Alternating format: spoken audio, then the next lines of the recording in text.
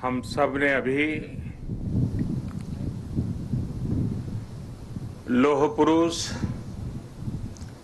सरदार वल्लभ भाई पटेल की दूरदृष्टि से भरी हुई वाणी प्रसाद के रूप में प्राप्त की। मेरी बात बताने से पहले मैं आप सबसे भारत माता की जय का जयघोष कराऊंगा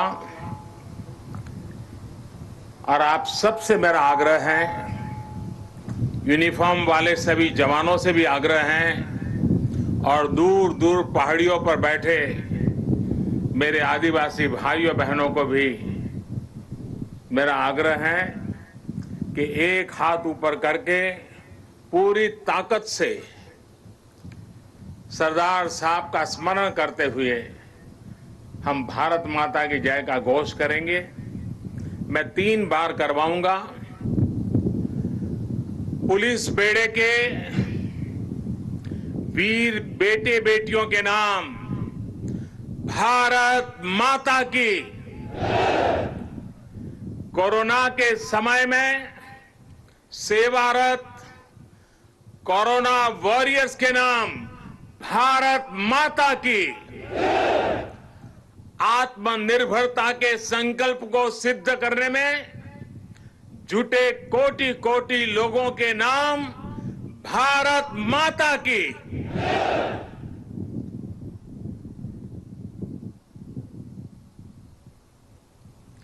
मैं कहूंगा, सरदार पटेल, आप लोग 2 बार बोलेंगे, अमर रहे, अमर रहे। सरदार पटेल, सरदार पटेल, सरदार पटेल। सभी देशवासियों को सरदार वल्लभ भाई पटेल की जन्म जयंती की बहुत बहुत शुभकामनाएं। देश की सैकड़ों रियासतों को, राजे रजवाड़ों को एक करके देश की विविधता को आजाद भारत की शक्ति बनाकर सरदार पटेल ने हिंदुस्तान को वर्तमान स्वरूप दिया। 2014 में हम सभी ने उनके जन्मदिन को भारत की एकता के पर्व के रूप में मनाने की शुरुआत की थी। इन 6 वर्षों में देश ने गांवों से लेकर महानगरों तक, पूरब से पश्चिम तक, कश्मीर से कन्याकुमारी तक सभी ने एक भारत श्रेष्ठ भारत के संकल्प को पूरा करने का प्रयास किया है। आज एक बार फिर यह देश मां भारती के महान सपूत को, देश के लौह पुरुष को श्रद्धा सुमन समर्पित कर रहा है। आज एक बार फिर यह देश सरदार पटेल की इस गगनचुंबी प्रतिमा के सानिध्य में, उनकी छाया में देश की प्रगति के महायज्ञ का अपना प्राण दोहरा रहा है। साथियों, मैं कल दोपहर ही केवड़िया पहुंच गया था और केवड़िया पहुंचने के बाद कल से लेकर अब तक यहां केवड़िया में जंगल सफारी पार्क, एकता मॉल, चिल्ड्रन न्यूट्रिशन पार्क, आरोग्य वन जैसे अनेक नए स्थलों का लोकार्पण हुआ है। बहुत ही कम समय में सरदार सरोवर डैम के साथ जुड़ा हुआ ये भव्य निर्माण एक भारत श्रेष्ठ भारत की भावना का, नए भारत की प्रगति का तीर्थ स्थल बन गया है।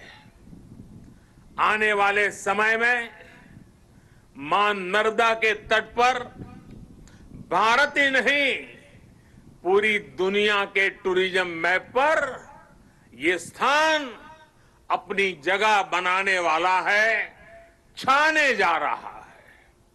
आज सरदार सरोवर से साबरमती रिवर फ्रंट तक सी प्लेन सेवा का भी शुभारंभ होने जा रहा है। ये देश की पहली और अपने आप में अनूठी सी प्लेन सेवा है। सरदार साहब के दर्शन के लिए, स्टैच्यू ऑफ यूनिटी को देखने के लिए देशवासियों को अब सी प्लेन सर्विस का भी विकल्प मिलेगा। ये सारे प्रयास इस क्षेत्र में पर्यटन को भी बहुत ज्यादा बढ़ाने वाले हैं। इससे यहां के लोगों को, मेरे आदिवासी भाई बहनों को रोजगार के भी नए मौके मिल रहे हैं। इन उपलब्धियों के लिए भी मैं गुजरात सरकार को, गुजरात के सभी नागरिकों को और सभी 130 करोड़ देशवासियों को बधाई देता हूं। साथियों, कल जब मैं सारे क्षेत्रों पे पूरे दिन जा रहा था और वहां गाइड के रूप में यहीं आसपास के गांव की हमारी बेटियां जिस कॉन्फिडेंस के साथ, जिस गहराई के साथ, सभी सवालों के जानकारी के साथ, त्वरित उत्तरों के साथ मुझे गाइड कर रही थी, मैं सच में बताता हूं, मेरा मस्तक ऊंचा हो गया। मेरे देश की, गांव की आदिवासी कन्याओं का ये सामर्थ्य, उनकी एक क्षमता अभिभूत करने वाली थी। मैं उन सभी बच्चों को इतने कम समय में उन्होंने जो महारत हासिल की है और इसमें एक नया, एक प्रकार से एक्सपर्टाइज को जोड़ा है, प्रोफेशनलिज्म को जोड़ा है, मैं उनको भी आज हृदय से मेरी इन आदिवासी बेटियों को बहुत बहुत बधाई देता हूं। साथियों, ये भी अद्भुत संयोग है कि आज ही महर्षि वाल्मीकि जयंती भी है। आज हम भारत की जिस सांस्कृतिक एकता का दर्शन करते हैं, जिस भारत को अनुभव करते हैं, उसे और जीवंत और ऊर्जावान बनाने का काम सदियों पहले आदि कवि महर्षि वाल्मीकि ने ही किया था। भगवान राम के आदर्श, राम के संस्कार अगर आज भारत के कोने कोने में हमें एक दूसरे से जोड़ रहे हैं, तो इसका बहुत बड़ा श्रेय भी महर्षि वाल्मीकि जी को ही जाता है। राष्ट्र को, मातृभूमि को सबसे बढ़कर मानने का महर्षि वाल्मीकि का जो उद्घोष था, जननी जन्म भूमिश्च स्वर्गादपि गरीयसी, ये जो मंत्र था, वही आज राष्ट्र प्रथम, इंडिया फर्स्ट का उस संकल्प का मजबूत आधार है। मैं सभी देशवासियों को महर्षि वाल्मीकि जयंती के भी हृदय से हार्दिक शुभकामनाएं देता हूं। साथियों, तमिल भाषा के महाकवि और स्वतंत्र सेनानी सुब्रमण्यम भारती ने लिखा था, मन्नुम इमयमले अंगल मलइये मालिल मिदुइदु पोल परिधु इल्लेये इन्नरू नीर गंगे आरेंगेल आरे इंगिथन मानबीर एदिरेदु वेरे पन्नरुम उपनिट नुल्लेंगल नुले पार मिसे एधोरु नुल इधु बोले पोन नोलिर भारत नांडेगल नाडे पोट रुवोमिंगते एमक्की कल्ले इड़े। सुब्रमण्यम भारती जी की जो कविता है उसका भावार्थ हिंदी में जो मिलता है, दूर सुदूर क्षेत्रों के बारे में जो वर्णन है वो भी इतना ही प्रेरक है। सुब्रमण्यम भारती जी ने जिस भाव को प्रकट किया है, दुनिया की सबसे पुरातन भाषा तमिल भाषा में किया है, और क्या अद्भुत मां भारती का वर्णन किया है।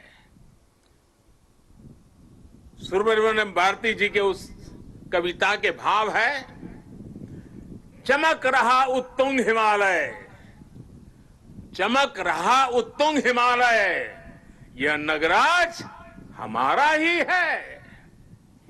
जोड़ नहीं धरती पर जिसका, जोड़ नहीं धरती पर जिसका, वह नगराज हमारा ही है। नदी हमारी ही है गंगा, प्लावित करती मधुरस धारा, बहती है क्या कहीं और भी ऐसी पावन कलकल धारा। सम्मानित जो सफल विश्व में, सम्मानित जो सफल विश्व में, महिमा जिनकी बहुत रही है। अमर ग्रंथ वे सभी हमारे, अमर ग्रंथ वे सभी हमारे, उपनिषदों का देश यही है। गाएंगे यश हम सब इसका, गाएंगे यश हम सब इसका, यह है स्वर्णिम देश हमारा। आगे कौन जगत में हमसे, गुलामी के कालखंड में भी सुब्रमण्यम भारती जी का विश्वास देखिए, वो भाव प्रकट करते हैं, आगे कौन जगत में हमसे, आगे कौन जगत में हमसे, यह है भारत देश हमारा, यह है भारत देश हमारा। भारत के लिए इस अद्भुत भावना को आज हम यहां मां नर्मदा के किनारे सरदार साहब की भव्य प्रतिमा की छांव में और करीब से महसूस कर सकते हैं। भारत की यही ताकत हमें हर आपदा से, हर विपत्ति से लड़ना सिखाती है और जीतना भी सिखाती है। आप देखिए, पिछले साल से ही जब हम आज के दिन एकता दौड़ में शामिल हुए थे, तब किसी ने कल्पना नहीं की थी कि दुनिया, पूरी मानव जात को कोरोना जैसी वैश्विक महामारी का सामना करना पड़ेगा। ये आपदा अचानक आई, इसने पूरे विश्व में मानव जीवन को प्रभावित किया है, हमारी गति को प्रभावित किया है।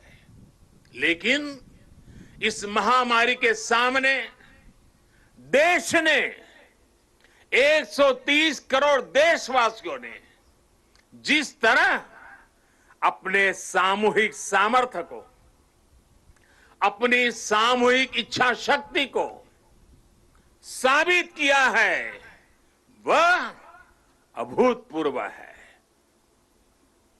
इतिहास में उसकी कोई मिसाल नहीं है। कोरोना वॉरियर्स के सम्मान में 130 करोड़ देशवासियों ने एक होकर कश्मीर से कन्याकुमारी, लेह से लक्षद्वीप, अटक से कटक, कच्छ से कोहिमा, त्रिपुरा से सोमनाथ, 130 करोड़ देशवासियों ने एक होकर जो जज्बा दिखाया, एकता का जो संदेश दिया, उसने 8 महीने से हमें इस संकट के सामने जूझने की, लड़ने की और विजय पथ पर आगे बढ़ने की ताकत दी है। देश ने उनके सम्मान के लिए दिए जलाए, सम्मान व्यक्त किया। हमारे कोरोना वॉरियर्स, हमारे अनेक पुलिस के होनहार साथियों ने दूसरों का जीवन बचाने के लिए अपने जीवन का बलिदान दे दिया। आजादी के बाद मानव सेवा के, सुरक्षा के लिए जीवन देना इस देश के पुलिस बेड़े की विशेषता रही है। करीब करीब 35,000 मेरे पुलिस बेड़े के जवानों ने आजादी के बाद बलिदान दी है, लेकिन इस कोरोना कालखंड में सेवा के लिए, दूसरे की जिंदगी बचाने के लिए मेरे पुलिस के बेड़े के जवानों ने, कईयों ने सेवा करते करते खुद को ही समर्पित कर दिया। इतिहास कभी इस स्वर्णिम पल को कभी भुला नहीं सकेगा और पुलिस बेड़े के जवानों को ही नहीं, 130 करोड़ देशवासियों को पुलिस बेड़े के वीरों के एक समर्पण भाव को हमेशा नतमस्तक होने के लिए प्रेरित करेगा। साथियों, ये देश की एकता की ही ताकत थी कि जिस महामारी ने दुनिया के बड़े बड़े देशों को मजबूर कर दिया, भारत ने उसका मजबूती से मुकाबला किया है। आज देश कोरोना से उभर भी रहा है और एकजुट होकर आगे भी बढ़ रहा है। ये वैसे ही एकजुटता है जिसकी कल्पना लौह पुरुष सरदार वल्लभ भाई पटेल ने की थी। हम सभी की ये एकजुटता कोरोना के इस संकट काल में लौह पुरुष सरदार वल्लभ भाई पटेल को सच्ची श्रद्धांजलि है। साथियों, विपदाओं और चुनौतियों के बीच भी देश ने कई ऐसे काम किए हैं जो कभी असंभव मान लिए गए थे। इसी मुश्किल समय में धारा 370 हटने के बाद, आर्टिकल 370 हटने के बाद कश्मीर ने समावेश का 1 साल पूरा किया। 31 अक्टूबर को ही, आज से 1 साल पहले ये कार्यरत हुआ था। सरदार साहब जीवित थे, बाकी राजा रजवाड़ों के साथ ये काम भी अगर उनके जिम्मे होता तो आज इतने साल आजादी के इतने वर्षों के बाद ये काम करने की नौबत मुझ पे नहीं आती। लेकिन सरदार साहब का वो काम अधूरा था। उन्हीं की प्रेरणा से 130 करोड़ देशवासियों को उस कार्य को भी पूरा करने का सौभाग्य मिला है। कश्मीर के विकास में जो बाधाएं आ रही थी, उन्हें पीछे छोड़कर अब कश्मीर विकास के नए मार्ग पर बढ़ चुका है। चाहे नॉर्थ ईस्ट में शांति की बहाली हो या नॉर्थ ईस्ट के विकास के लिए उठाए जा रहे कदम, आज देश एकता के नए आयाम स्थापित कर रहा है। सोमनाथ के पुनर्निर्माण सरदार पटेल ने भारत के सांस्कृतिक गौरव को लौटाने का जो यज्ञ शुरू किया था, उसका विस्तार देश ने अयोध्या में भी देखा है। आज देश राम मंदिर पर सुप्रीम कोर्ट के फैसले का साक्षी बना है और भव्य राम मंदिर को बनते भी देख रहा है। साथियों, आज हम 130 करोड़ देशवासी मिलकर एक ऐसे राष्ट्र का निर्माण कर रहे हैं जो सशक्त भी है और सक्षम भी हो, जिसमें समानता भी हो और संभावनाएं भी हो। सरदार साहब भी कहते थे, और सरदार साहब के शब्द हैं, दुनिया का आधार किसान और मजदूर है। मैं सोचता हूं कि कैसे किसानों को गरीब और कमजोर ना रहने दूं, कैसे उन्हें मजबूत करूं और ऊंचा सिर करके चलने वाला बना दूं। सरदार साहब का ये सपना था, वो कहते थे। साथियों, किसान, मजदूर, गरीब सशक्त तब होंगे जब वो आत्मनिर्भर बनेंगे, और जब किसान मजदूर आत्मनिर्भर बनेंगे तभी देश आत्मनिर्भर बनेगा। साथियों, आत्मनिर्भर देश ही अपनी प्रगति के साथ साथ अपनी सुरक्षा के लिए भी आश्वस्त रह सकता है, और इसलिए आज देश रक्षा के क्षेत्र में भी आत्मनिर्भर बनने की ओर बढ़ रहा है। इतना ही नहीं, सीमाओं पर भी भारत की नजर और नजरिया अब बदल गए हैं। आज भारत की भूमि पर नजर गड़ाने वालों को मुंह तोड़ जवाब देने की ताकत हमारे वीर जवानों के हाथ में है। आज का भारत सीमाओं पर सैकड़ों किलोमीटर लंबी सड़कें बना रहा है, दर्जनों ब्रिज, अनेक सुरंगें लगातार बनाता चला जा रहा है। अपनी संप्रभुता और सम्मान की रक्षा के लिए आज का भारत पूरी तरह सज्ज है, प्रतिबद्ध है, कटिबद्ध है, पूरी तरह तैयार है। लेकिन साथियों, प्रगति के इन प्रयासों के बीच कई ऐसी चुनौतियां भी हैं जिसका सामना आज भारत और पूरा विश्व कर रहा है। बीते कुछ समय से दुनिया के अनेक देशों में जो हालात बने हैं, जिस तरह कुछ लोग आतंकवाद के समर्थन में खुल करके सामने आ गए हैं, वो आज मानवता के लिए, विश्व के लिए, शांति के उपासकों के लिए एक वैश्विक चिंता का विषय बना हुआ है।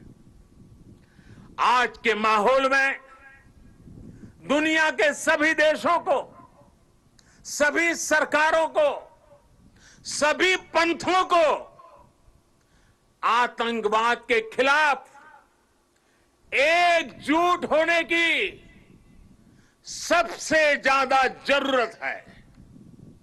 शांति, भाईचारा और परस्पर आदर का भाव ही मानवता की सच्ची पहचान है।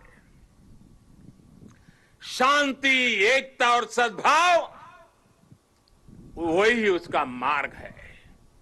आतंकवाद, हिंसा से कभी भी किसी का कल्याण नहीं हो सकता।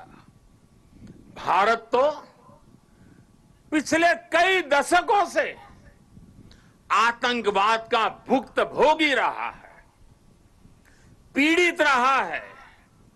भारत ने अपने हजारों वीर जवानों को खोया है, अपने हजारों निर्दोष नागरिकों को खोया है, अनेक माताओं के लाल खोए हैं, अनेक बहनों के भाई खोए हैं।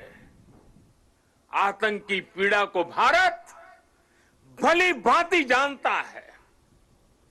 भारत ने आतंकवाद को हमेशा अपनी एकता से, अपनी दृढ़ इच्छा शक्ति से जवाब दिया है। आज पूरे विश्व को भी एकजुट होकर हर उस ताकत को हराना है जो आतंक के साथ है, जो आतंकवाद को बढ़ावा दे रही है। साथियों, भारत के लिए तो एकता के मायनों का विस्तार हमेशा से बहुत ज्यादा रहा है। हम तो वो लोग हैं जिनको प्रेरणा मिली है, सर्वे भवन्तु सुखिनः। हम वो लोग हैं जिन्होंने आत्मसात किया है वसुधैव कुटुंबकम की। यही तो हमारी जीवन धारा है।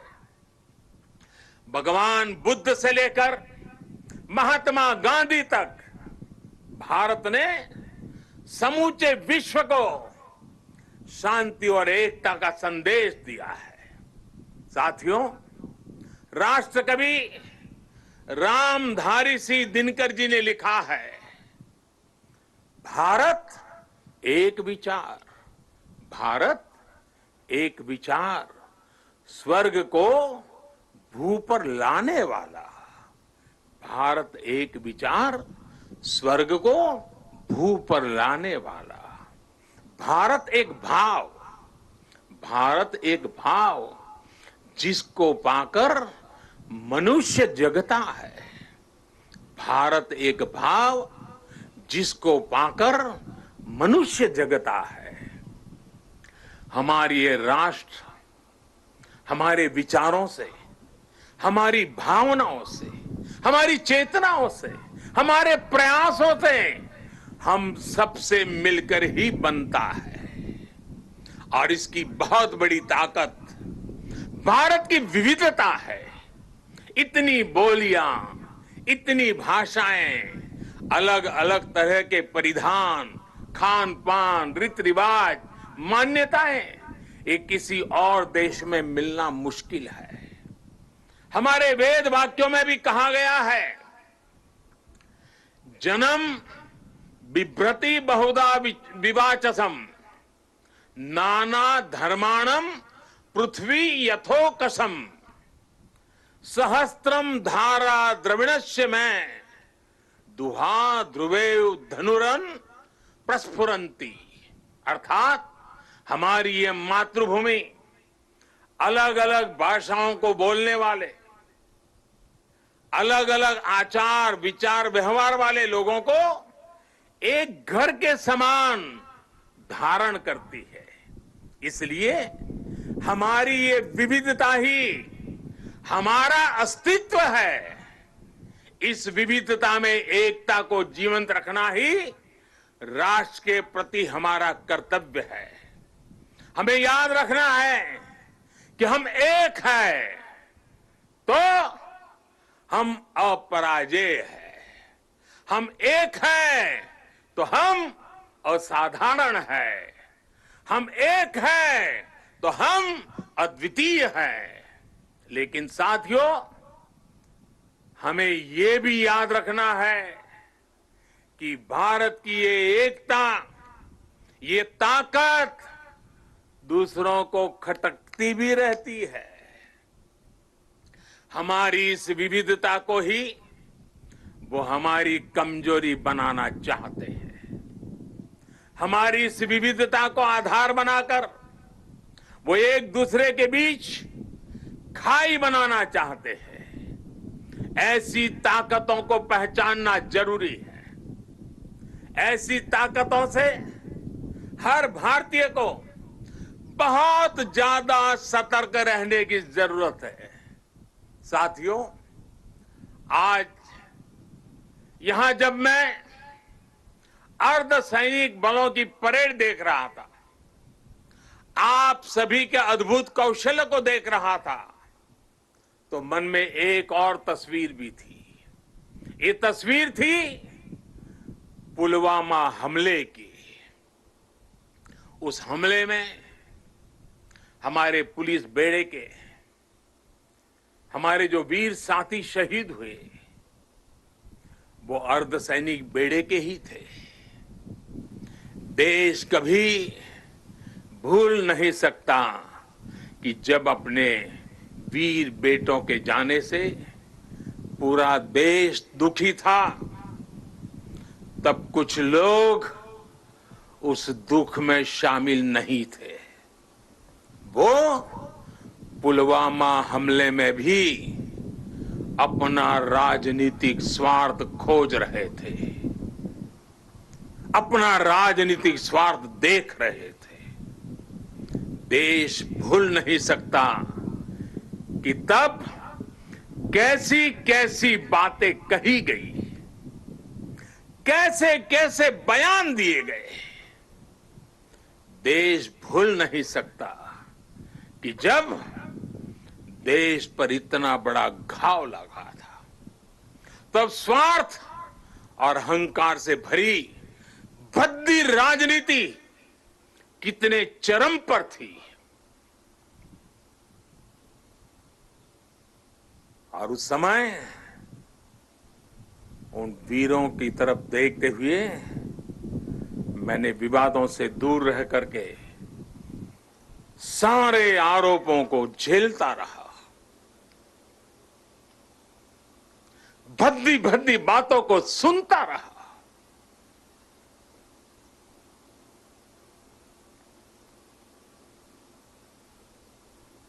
मेरे दिल पर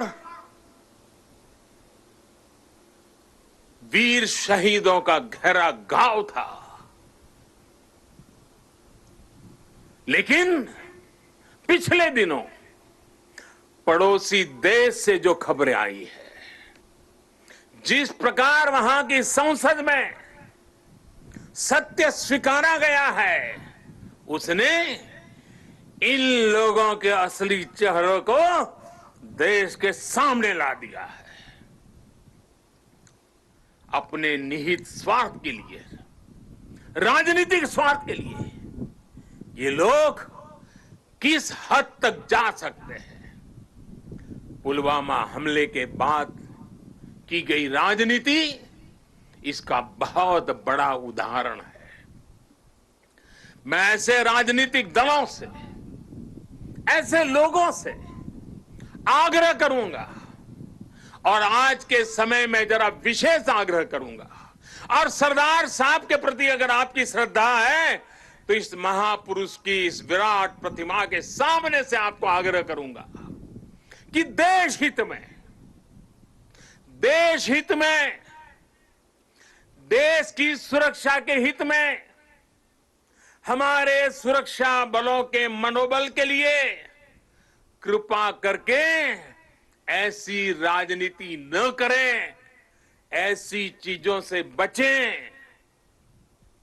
अपने स्वार्थ के लिए जाने अनजाने आप देश विरोधी ताकतों की उनके हाथों में खेलकर, उनका मोहरा बनकर न आप देश का हित कर पाएंगे और न ही अपने दल का। साथियों, हमें ये हमेशा याद रखना है कि हम सभी के लिए अगर सर्वोच्च कोई बात है तो वो है सर्वोच्च हित, देश हित। सर्वोच्च हित, देश हित।